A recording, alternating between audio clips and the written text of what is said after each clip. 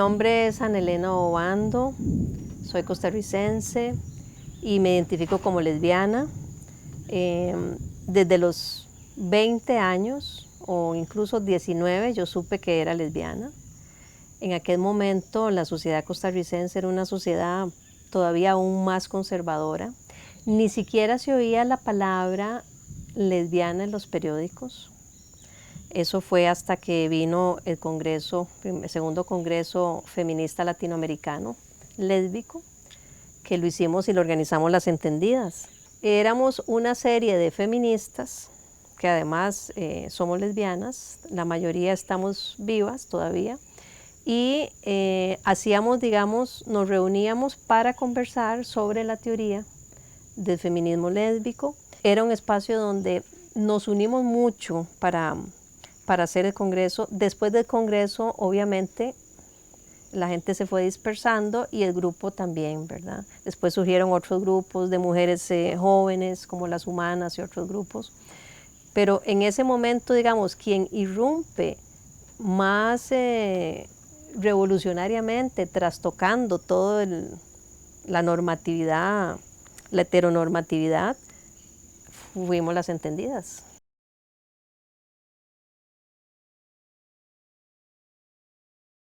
De activismo tengo 38 años, porque yo empecé a los 19. Y empecé a los 19 porque desde pequeña yo sentí la injusticia, como que pude reconocer que el sistema era injusto. No sabía bien, no tenía un marco teórico. El feminismo me vino a dar ese marco teórico, ¿verdad? El feminismo era no solo muy heterosexual, sino muy blanco y de cierta clase. Entonces, todavía creo. Entonces, ese feminismo, cuando las lesbianas planteábamos algunas de nuestras reivindicaciones, siempre decían, bueno, no, todavía la sociedad no está lista, dejémoslo para después. Era siempre como, ¿verdad?, dejar las reivindicaciones de nosotras para después. Y siempre la mayoría de nosotras invisibilizadas, porque todas, aunque éramos muchas en mayoría abogadas de derechos humanos, íbamos a espacios nacionales o internacionales, siempre era como cubriendo esa parte de que no dijéramos todavía que somos lesbianas.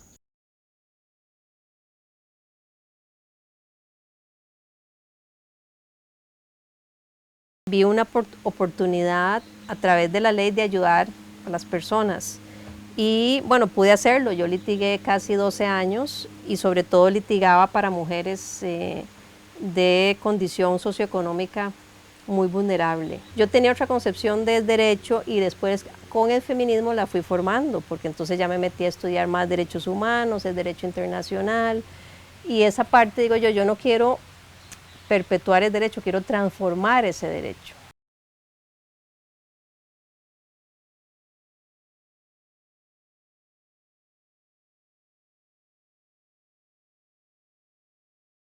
Primero fue el movimiento de feminista el que abrió, digamos, el espacio en Naciones Unidas. A partir de ahí, como muchas de nosotras éramos lesbianas y gays y bisexuales, pues empezamos también a pensar primero como en una resolución sobre orientación sexual y identidad de género, porque estaban ocurriendo muchas violaciones, mucha violencia y muchas violaciones de detenciones arbitrarias. Empieza a haber todo un movimiento en Latinoamérica, empiezan a surgir colectivos gays, colectivos feministas, y la gente se empieza a organizar en todos los lugares y también en Europa y en África, y entonces es de ahí donde finalmente varios de los y las expertas pues participamos en la redacción de esos principios, ¿verdad? Los principios de Yogyakarta surgen precisamente como una necesidad de adaptar, digamos, la legislación del derecho internacional, de los derechos humanos, a la identidad de género y a la orientación sexual. Entonces, aunque este documento no es una declaración, no es un documento legalmente vinculante, etcétera, etcétera, recoge los principios del derecho internacional, la no discriminación, la igualdad, la protección de todos los derechos, y esa es la importancia que tiene, porque es la primera vez que en una declaración se recogen todos estos principios, pero adecuados, como para decir, bueno, hay toda esta normativa de derecho internacional que está protegiendo a las personas LGTBI.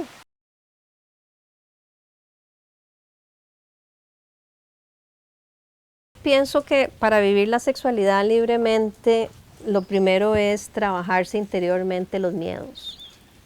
Primero el miedo a que te reconozcan o te identifiquen como lesbiana. Segundo, también creo que el haber tenido compañeras más grandes que yo siempre, tal vez 25 años más grandes siempre, y que ya tenían un camino avanzado y habían salido del closet, pues eso me dio, digamos, más libertad como un parámetro, digamos, un modelo a seguir. Y también es como, no sé, como irse sintiendo cada vez que la forma como vos expresar tu identidad y la forma en que vos sos está bien.